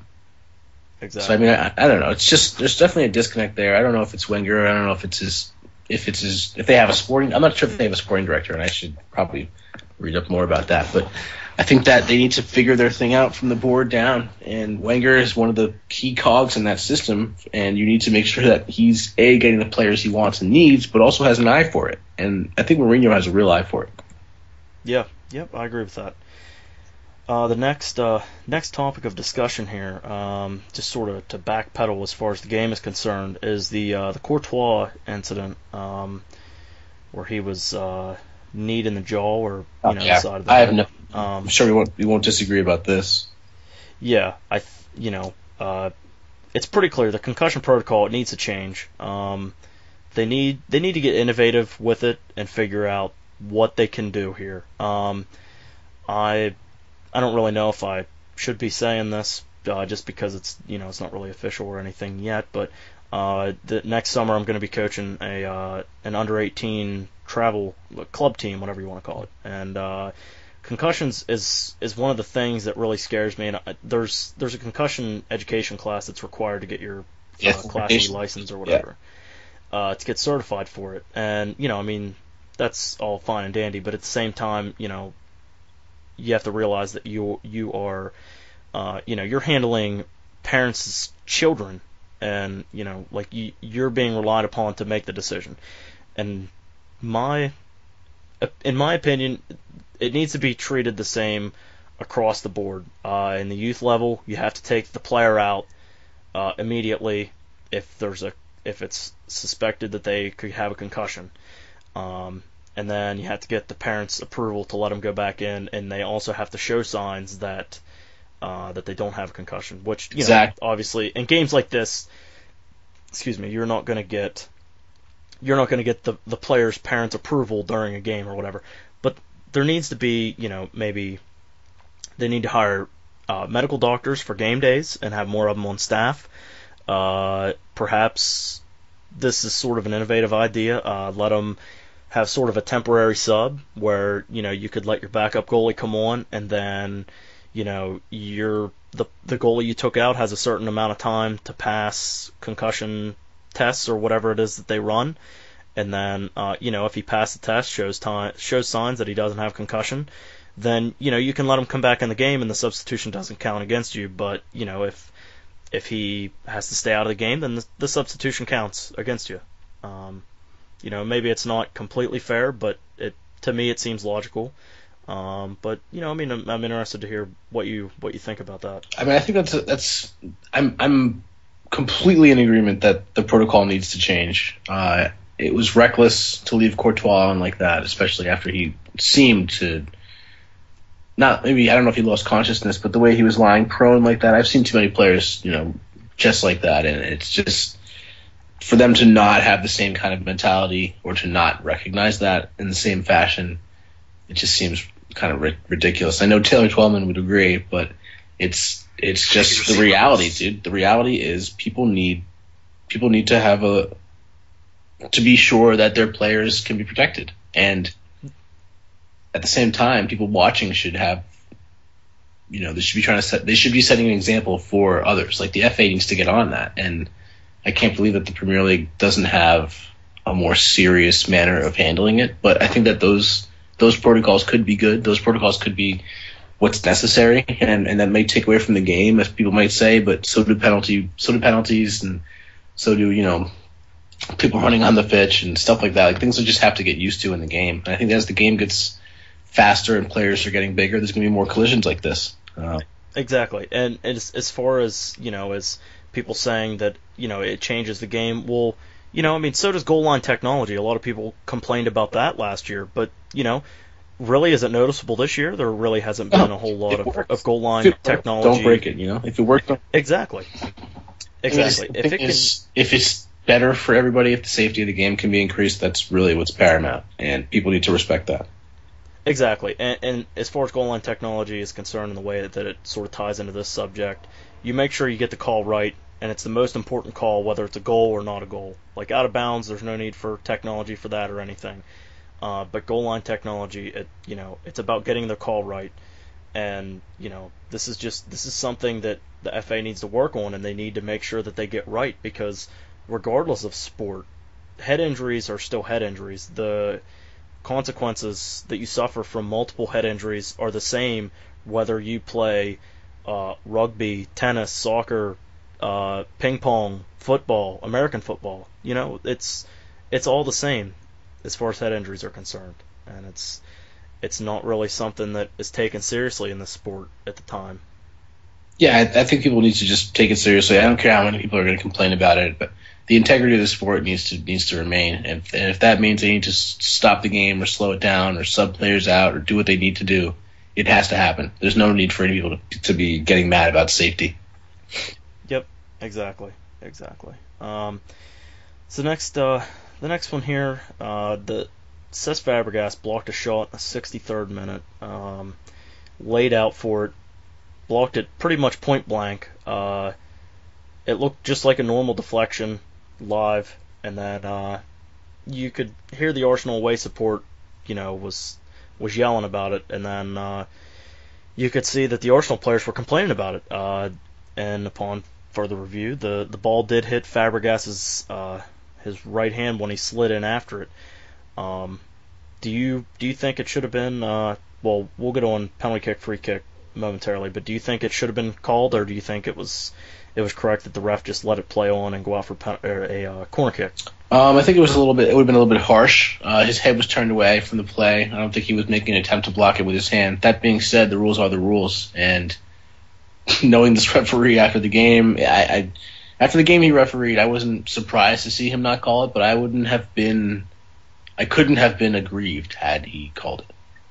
Yeah, I think that it's something that we're sort of relieved that it wasn't called, just as Chelsea fans see it, that it wasn't called, because it was close. Definitely questionable. Yeah, and me and Dan had an interesting discussion after the game on Twitter that in the past, we've said it's been called before, and it has similar situations like that.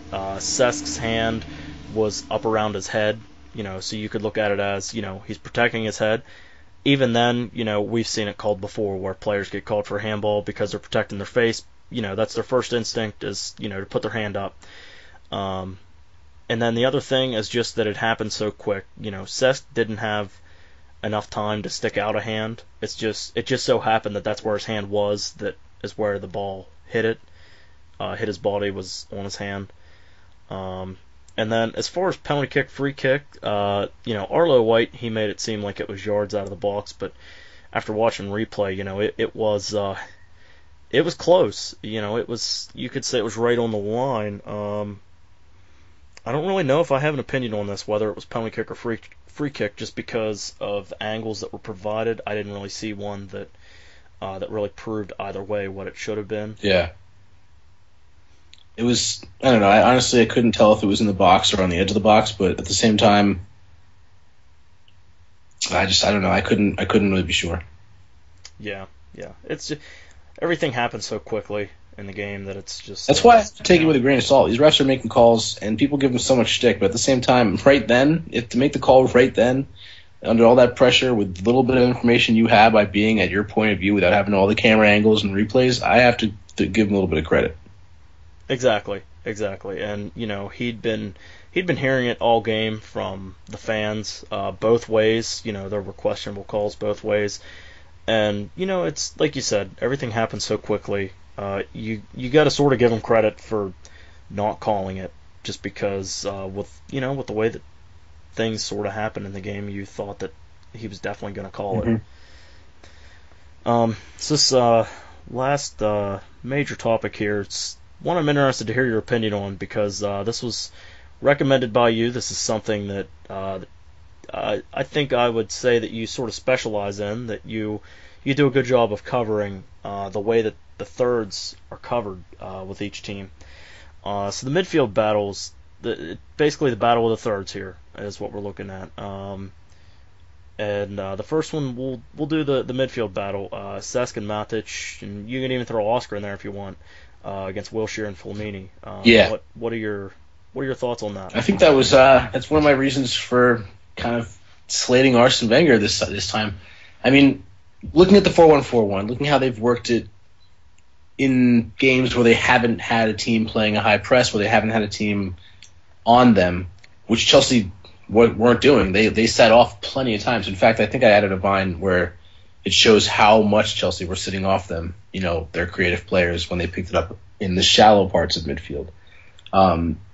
It was just that's not the way I would set my team up, frankly. If I knew I was coming up against the Chelsea team that everyone has known this season, they haven't switched it up very much when they've always come out in a 4-2-3-1, especially in the games where they really want to play it with a defensive mind. So Wenger playing Flamini as their holding player without Wilshere alongside of him, which is what I think he should have done, if anything. If not him, then another player, but not someone like Cazorla.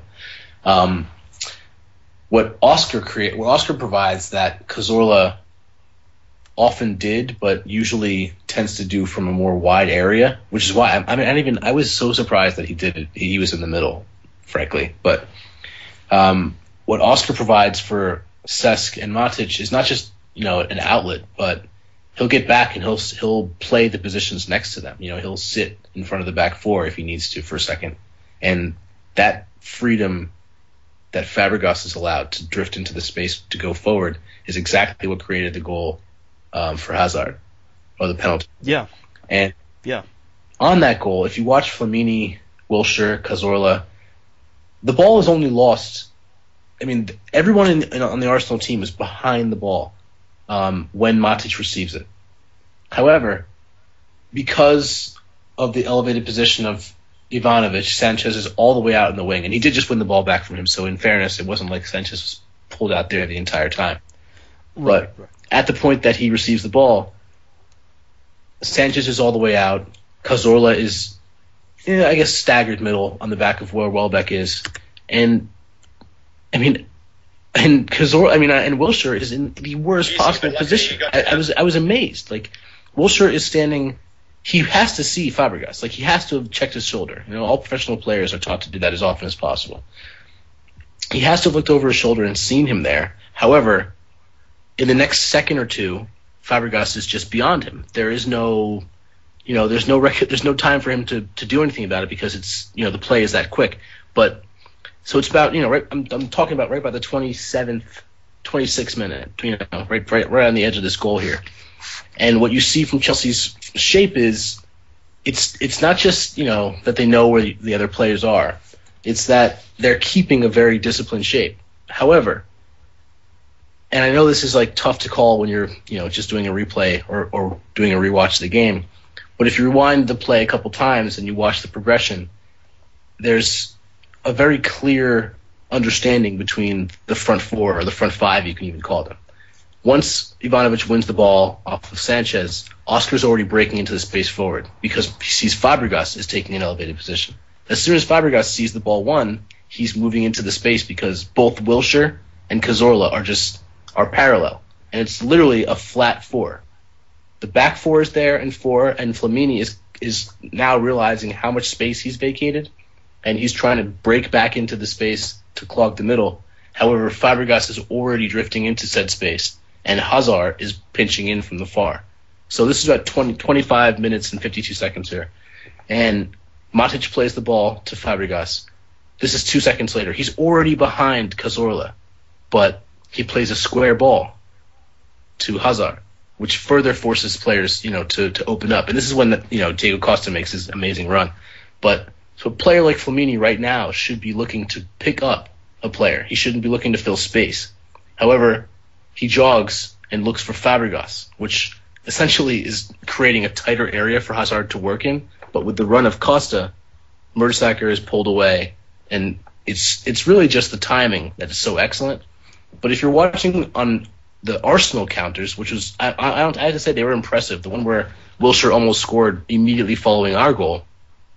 What they did do well was getting the ball beyond Matic. So, for example, when Matic steps up to play the ball, when he goes to meet the player and to slow down the attack, what we failed to do, and this happened more than once, was to allow either Oscar or Fabregas to immediately pick up and defend.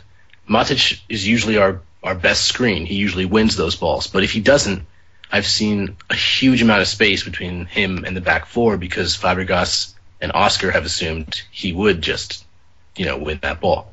So on the one or two times that they worked that counter well, what Terry and Cahill did intentionally, and now we're moving into the defensive third, what they did very intelligently was stepping up and meeting the player with the ball. So on the counter where, and this is one of the ones that I really appreciated the most, Wilshere tried to counter, and he eventually had to just play a little dinky ball over the top because we had held our line and he had no one else in front of him. Like there was no more overlapping run to be made, and we had held them quite well.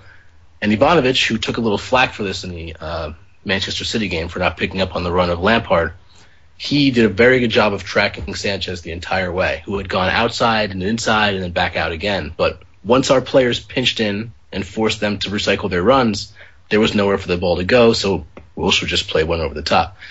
And again, with our defensive third, I think that we did a very good job of staying compact. There was a time when Ozil received the ball. He was not walking. I just describe Ozil as walking because he's so casual. But he was coming up towards the corner of our 18, and he really had few options. And he had just done a 1-2 with Flamini, who was essentially sitting parallel with him in the same line. We had a really, really good ability to step up when we thought they might be playing a ball over the top, which forced the players to either be honest and not go for the long ball, or force them to just kick it out. And that happened a couple times where the ball was just played, they had no other option but to play diagonal, and it was just would roll out of bounds. And I think that's the difference, I think, between last year and this year, where the entire team was playing compact and sat back a little bit more. This year we have players who, we can let Oscar stay up top, but he will get back. We can let Schürrle stay up top in games like this. This is a big game. And last year Mourinho would have played Ramirez on the wing. Do you know what I mean? That's the difference. And I think that he has enough faith in our defensive ability as a team, as a unit, instead of as a good back four. Even though last year's back four was incredibly stingy, he thinks that this team defensively is good enough. And also one last thing, in the midfield, if you watch Flamini, his reception and then his retaining and then getting rid of the ball takes a half a second, sometimes a full second longer than Matic. Matic plays a lot of one-touch passes with Fabregas. Even if he gives it right back to him again, he plays the one-touch because he knows that little bit of time can make all the difference. And Flamini was on a couple of plays painstakingly slow in operating and moving the ball, and you could see their players getting frustrated.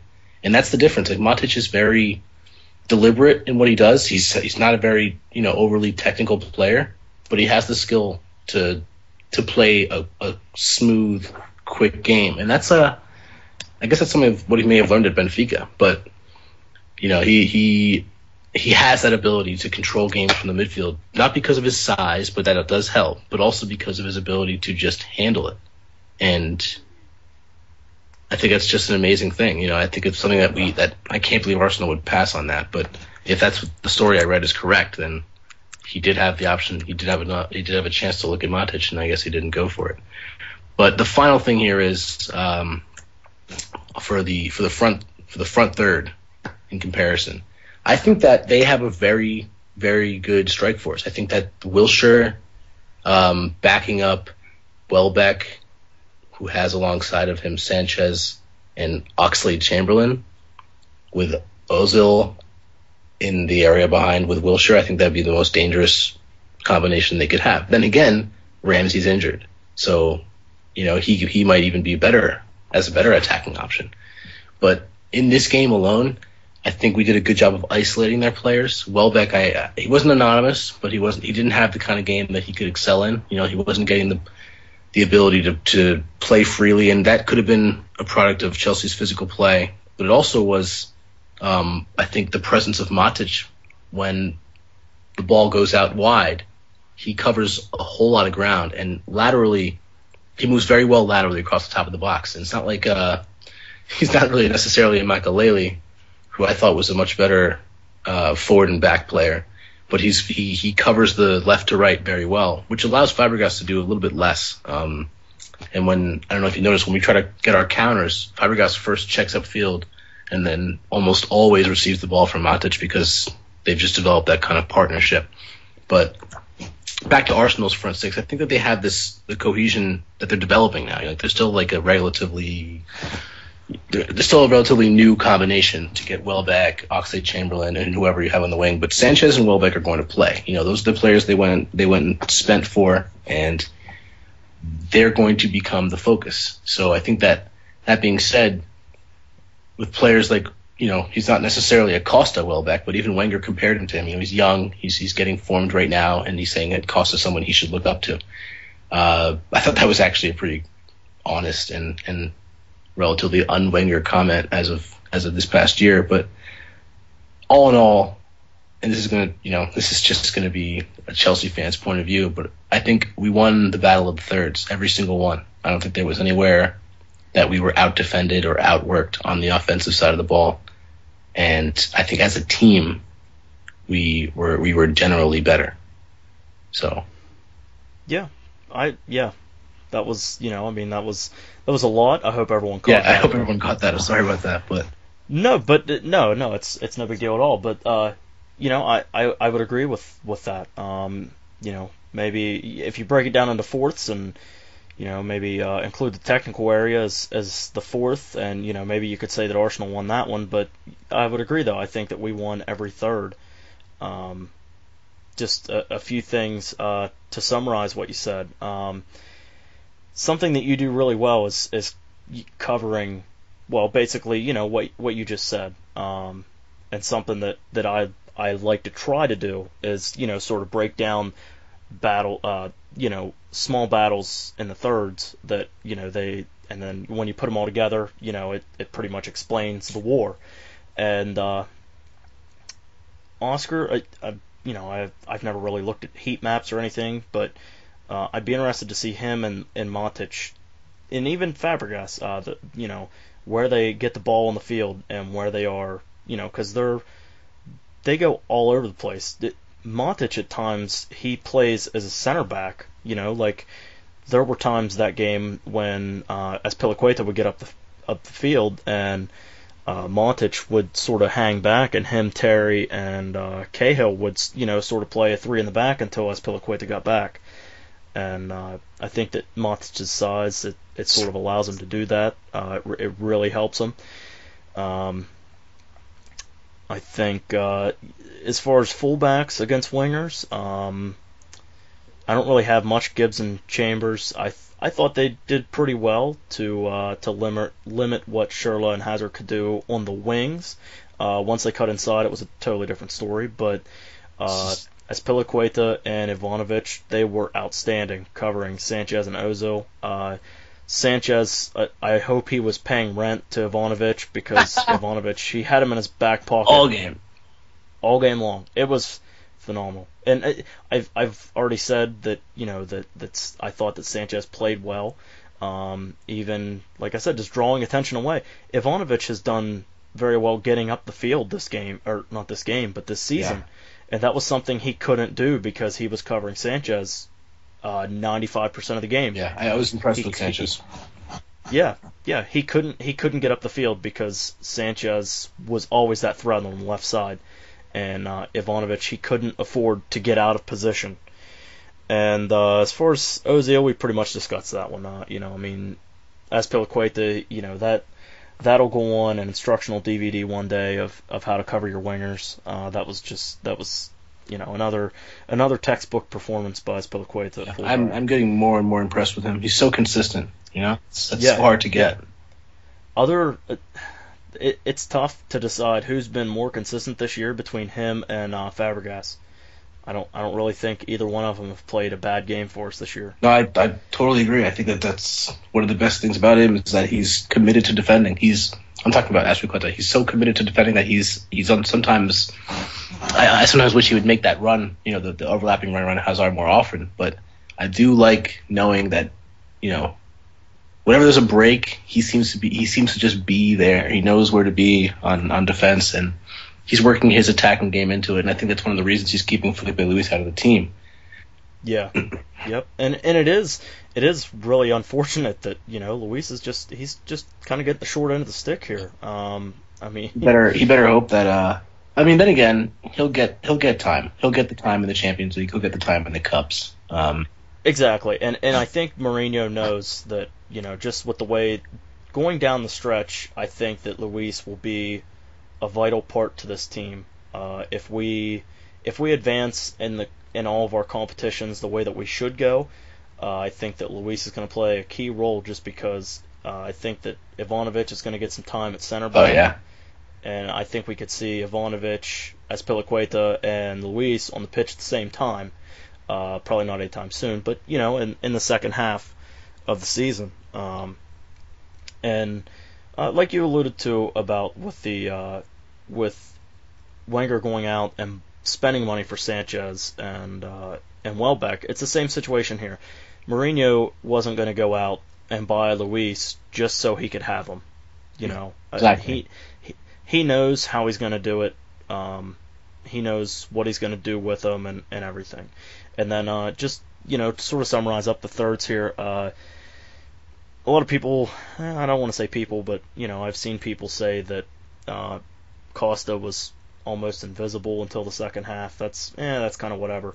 I think Costa sort of had his way with Koscielny and Mertesacker, and he knew what to do to get him out of position and whatnot. That's fine. If he's being anonymous in the first half, then again, his movement is creating so much more space and making other players, those are the players. Those are the spaces that Hazard and Fabregas was able to exploit. So exactly. And then on the other end, I think that something Terry and Cahill should be that they should get recognized for is that them shutting down Welbeck. Welbeck has played very well since joining Arsenal. He had that hat trick midweek against Galatasaray. Mm-hmm. And it's Cahill. He hasn't been the same player that he was last year. This season's still young, obviously, but I think Cahill came into the season with high expectations, being named vice captain of England, and just what the year he had last year.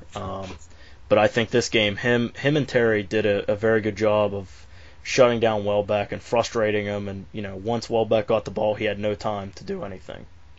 I think that's a very poignant remark. I think that people don't give Welbeck enough credit as well. Saying that he was a fringe striker at United, it's kind of a compliment considering he's playing with Van Persie and Rooney, and I think that's something that people had to take with a grain of salt. He wasn't getting the minutes, but he will, and he's shown that he can perform. So I think that Cahill and Terry making him seem relatively quiet in the game was an achievement. And I also think that this is just a relatively unrelated remark, but just to round out the thirds, I think that someone who's very pleased with the Courtois injury is Petr Cech, and he'll shine just the way he used to. And I think that's just making Mourinho's I guess not his keeping of Cech. I think that he could have left if he wanted to, but the fact that we have him is just representative of our depth, our strength and depth. Yeah, yep, exactly. We have two, I can comfortably say two of the top 5 keepers in the Premier League on the team. Some people might want to say that we have the best two, and there's certainly an argument for that, but without a doubt we have two of the top 5 goalkeepers in the Premier League on the team. That's for sure. Yep, and I think that's a good way to wrap up the thirds, and then I have some additional topics, just brief, well, not topics necessarily, but just brief things that I noticed that I just want to point out before we wrap it up here. Oscar, again, he was fantastic, and it's really the midweek-ish game, Tuesday, whatever, against Sporting. Whenever it was shown that Mourinho was sort of getting in his ear about, not coming back on defense. And maybe he sat Oscar down this week and said, hey, you're going to be, you need to track back if we are going to win. And I think it was apparent that something sort of clicked there. Oscar was, he was back in our own defensive third many times, and he made a ton of key plays, key stops back there. Ivanovic, he was a lot better defensively. He couldn't get forward like he'd been in the past, but he did very well on the defensive side of the ball. And this is random as far as Ivanovic is concerned, but if I was picking a 5-a-side team, he may be one of my top picks just because of how versatile he is and how he can get around. It's our third clean sheet in a row. That's very good to see. After the beginning of the season, the complaint was that we were giving up too many goals, and that our defense was sloppy. So it's good to see that we've got our third clean sheet in a row heading into the international break.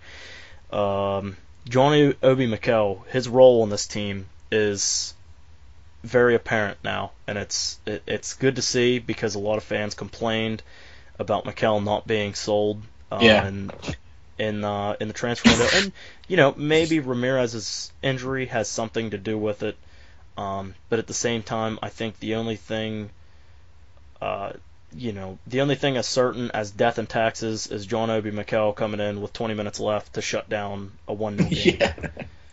And it's just, I want to look, and it's not only that Mikel comes in and shuts down, but something I want to look up for my print copy, whatever you want to call it, of this week's recap, is the goals that we've scored after Mikel has came on. Not necessarily through Mikel, because he had that phenomenal backheel pass against Everton that Costa was able to score the final goal, but it seems like we aren't necessarily shutting things down when we bring Mikel in. Okay, I'm so happy you're saying this. All right, so to your point about games that he's come on and actually changed us for the better offensively, the Everton game is the first example of that nasty backheel, and then that the backheel assist to Costa. Yeah, he had a hockey assist via Fabregas. He had a clearance on the edge of the box in the game against Villa. He clears on the edge of the box. It comes to Fabregas. He plays a long ball to Costa, and then his eventual shot is blocked, and Willian taps it in. And then again, yesterday, he comes in, receives the ball from Aspilicueta, turns, finds Fabregas, who plays the ball over the top to Costa, who scores. I mean, I bet you there's plenty more, that you could find where he's either the pivot for a counter or his defensive play allows us to counter. And I think people are really not rating him well enough. Yeah, and that's just guys, that's just off the top of our head that we just remember those three instances where he has proved, that he has a role on this team other than just shutting things down. Yes, that is what Mikel thrives at, and that is what he's been known for in the past, is to come in and shut things down. But that, that's not always good for him. Exactly. And last thing I have, Diego Costa, 9 goals in his first 7 Premier League appearances. The only player with more in their first 7 Premier League appearances was Mickey Quinn back in 1992. He scored 10 in his first 6, and eventually when he played his 7th game, it ended up being he didn't score in the 7th game, so it was 10 and 7, even though he scored the first 10 and 6. He finished that season with 17 goals, but that was 22 years ago was the last time that someone had more goals through the first 7 Premier League appearances. That is impressive, but yeah, I mean, I couldn't be happier with Costa. I couldn't, honestly. People are saying he's been anonymous. He doesn't seem like a real striker. He doesn't have everything people are saying about him has proven to be either incorrect or just people being scared of his abilities. I love the fact that every week everyone's worried about his injury, Exactly, and it's something that we haven't, as Chelsea fans, we haven't felt it for a while. The fact that teams are afraid of us, of our attack, of us coming absolutely. At them. So any additional thoughts that you have just to wrap things up here? Just one last thing about the Sanchez incident. I'd really love to hear some more about it. I hope that people don't think I'm looking to just get the guy in trouble, but I really feel that there's a certain there's a certain treatment of players that people get a reputation, and I feel like people like Ivanovic might not necessarily get the benefit of the doubt. I don't know why, but I really would like to hear some more about it. I really don't understand people aren't talking about it. Exactly, and I enjoy. We've said this on the last podcast, DM, but I enjoy any interaction on Twitter. I spend way too much time on the website to begin with, so anything. If you have constructive criticism, if you agree, disagree, tell me why you agree or disagree, and I'd be glad to understand your perspective. But I think at the same time, people also, before they overreact, they also need to think, imagine if John Terry punched someone in the field and the ref didn't see it. Exactly. People would be up in arms. Exactly. And, something food for thought that, people just, fans need to see it from a different perspective if the roles are reversed. If John Terry was giving Wilshere an earful for running 70 yards to say, "Hey ref, that's a yellow card," it's going to make Terry look like a bad guy. So exactly. Yep. So it's whatever. But this was a marathon episode. We are approaching 2 hours. I love it. Oh yeah, absolutely. I mean, I my apologies to Dan. He's my boss, so to speak, at Soccer Yanks, and I appreciate the outlet that he provides me to share my thoughts on the sport and whatnot. And he sort of told me to limit the time of this podcast, because the last one was an hour and 11 minutes long or somewhere around there. And I told him beforehand that this one was going to be shorter. We only have one game to cover. Perhaps if we lost, I don't even know if we would have. I'm not sure if I can commit to it. Yeah, if it would have been reversed, we might have recorded, but it would have been like Friday when we would record, and the game would have been a distant memory to everyone whenever by the time we shared our thoughts on it. And but no, I mean anytime you can get a win over who I made the mid-table joke last week, which that's whatever. Arsenal's not a mid-table club. They're going to finish. They're going to be fighting for the title down the stretch. But yeah, so it's all in good fun. But yeah, that's a wrap. You can find me on Twitter at KBJelly and everything soccer related on the Soccer Yanks website, socceryanks.com. Amadi, share with everyone where they can find you. You can find me at Amadoit, that's AMADOIT on Twitter, and I'm 6 Second Savage on Vine if you like Vine videos. I'm also writing for World Soccer Talk. That's worldsoccertalk.com, and for Chelsea Index, oneword.com. All right, so yep, that's it. If you listen this long, I don't know, you deserve a Pringle or something. If I ever meet any of you guys, I'll be sure to buy you some chips or something. But you guys deserve a medal for sticking through the battle with us. So if you guys enjoyed it, be sure to rate and review on iTunes, YouTube. Tell us on Twitter how we did. If you feel like sharing it, share it with your friends. Go ahead, share wherever. But yeah, stay carefree wherever you may be. We are out.